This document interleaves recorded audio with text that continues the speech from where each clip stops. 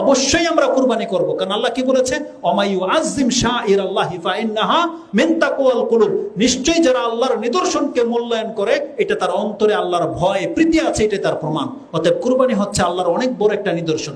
আপনাকে আমি কিভাবে বোঝাই, আল্লাহকে সন্তুষ্ট করার জন্য এই পৃথিবীতে এমন মানুষ ছিল যিনি তার সন্তানকে কুরবানি করে দিতে প্রস্তুত হয়ে গিয়েছিলেন। এই পৃথিবীতে এমন মানুষ অতীত হয়ে গেছে, সে তার সন্তান নয়, নিজের জীবনে নিজের জানের উপরে ছুরি চালাবে প্রস্তুত হয়ে গিয়েছিল, হয়নি? ইব্রাহিম আলাইহিস সালাম হচ্ছেন সেই ব্যক্তি যিনি তার সন্তানকে জবাহ করার জন্য প্রস্তুত হয়ে গিয়েছিলেন। ইসমাইল আলাইহিস সালাম হচ্ছেন সেই ব্যক্তি যিনি আল্লাহর রাস্তায় নিজেই জবাহ হয়ে যাওয়ার জন্য শুয়ে পড়েছিলেন। এবং এই পৃথিবীতে এমন মানুষ অতিবাহিত হয়ে গেছে যিনি আল্লাহকে সন্তুষ্ট করার জন্য 100টি উট কুরবানি করেছিলেন। জানেন তিনি কে?